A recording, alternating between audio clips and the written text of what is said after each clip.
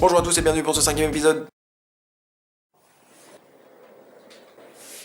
Bonjour à tous et bienvenue pour ce 5e épisode sur le réalisme. Pas mal les faire. Pour faire genre qu'il y a des gens et tout chez moi. Alors que je suis tout seul quoi. Mister, I'm out of beat. Previously in episode 4. Et c'est pour ça que j'ai décidé de faire un dernier épisode où je répondrai à toutes les questions qui vous trottent encore dans la tête. Et nous y voilà. Alors si vous n'avez pas encore vu les épisodes précédents, je vous invite à aller les voir avant celui-là. Parce que bon, on a mis un ordre, je vous demande de respecter ça, ok? Parce que sinon... Voilà. Alors cet épisode, c'est un peu un épisode bonus en fait, puisqu'il va surtout approfondir ce qu'on a vu dans les précédents. Mais c'est quand même un tutoriel à part entière, on va essayer d'avancer sans répéter ce qu'on a vu dans les précédents. La vidéo du matin. Oh non.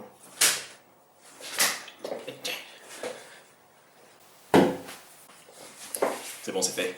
Alors j'ai sélectionné les questions qui étaient les plus larges ou qui étaient le plus souvent posées, mais sans plus tarder, commençons. Alors, ce que je vous propose, c'est qu'on va refaire un petit bout du portrait et je vais prendre plus de temps pour expliquer mieux en détail, pour expliquer comment faire un ombrage plus en détail. Donc on va se refaire le nez, puisqu'il y en a beaucoup qui m'ont demandé comment ombrer une zone très en relief comme ça. Donc j'utilise 4 crayons, j'ai du HB, du 2B, du 4B et du 8B. On va les utiliser dans l'ordre du plus clair au plus foncé. Donc on commence par le HB, on remplit toute la zone sans trop réfléchir pour donner une teinte de base, puisque je vous rappelle que rien ne doit rester blanc. Ensuite on passe au 2B où on va commencer à ombrer les zones un peu plus foncées, qui sont quand même assez nombreuses. Et on étale le tout, on mélange le tout avec le HB en estompant avec un mouchoir. Ensuite on passe donc au 4B. Les zones sont plus restreintes, donc on va utiliser plutôt une estompe puisqu'on est sur quelque chose de plus petit, mais on va quand même re-estomper tout ça pour mélanger avec les teintes précédentes avec un mouchoir. Et enfin on finit donc avec le 8B pour les zones très foncées qu'on va foncer avec une estompe. Et on repart maintenant en sens inverse en allant de nouveau vers la teinte la plus claire pour bien harmoniser tout ça. À mon avis, pour toi, tu dois trop appuyer avec le crayon. Si tu appuies fort, surtout avec les crayons plutôt secs, ça va incruster les traits dans le papier et ensuite, même en estompant, tu n'y arriveras plus. Il faut jamais appuyer fort quand on fait un ombrage. Si on veut que ce soit foncé, on va repasser plusieurs fois, mais il ne faut pas appuyer dessus pour que ce soit plus foncé. En fait, il faut juste déposer une fine couche de graphite sur le papier que tu vas ensuite étaler. Une fois que c'est étalé, tu repasses une autre couche de graphite pour assombrir le tout et tu réétales. Si tu veux que ce soit très foncé, tu repasses encore une couche de graphite et tu réétales. C'est très bien. Et c'est même mieux. Vous voulez savoir pourquoi? Eh ben je vais vous le dire pourquoi. Parce que si tu fais pas attention aux limites, tu vas pouvoir te concentrer sur le dégradé justement. Au final, il vaut mieux prendre bien large avec un gros mouchoir pour estomper tout ça, faire un joli dégradé tout en douceur et ensuite tu redécoupes la zone avec la gomme, plutôt que d'y aller à l'estompe hyper précise et se concentrer sur pas dépasser ça sert à rien.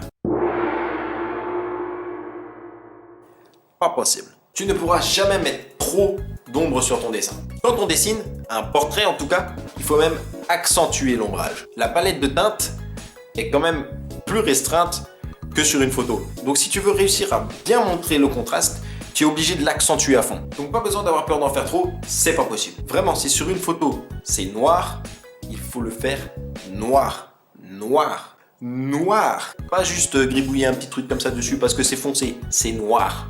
Donc c'est noir. Et surtout, n'oubliez pas que comme je vous disais, rien n'est blanc. Rien.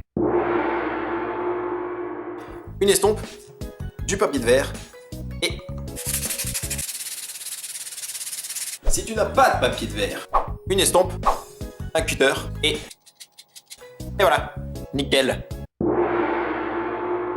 Ça, c'est la question qui est revenue le plus souvent. Alors, je vous avais déjà dit la dernière fois que c'était ce qu'il y avait de plus dur. Il faut vraiment prendre son temps, dessiner cheveux après cheveux. Je déconnais pas quand je disais ça. Il faut pas ombrer comme on fait sur la peau ou sur le visage. Il faut y aller petit à petit. Mais on va réexpliquer tout ça. On va se refaire une petite natte qu'on va faire un petit bout et on va réexpliquer un petit peu tout ça. Alors on va se faire un croquis de natte très rapide, on va pas trop se casser la tête. Voilà, ici, vous voyez que ça continue, voilà.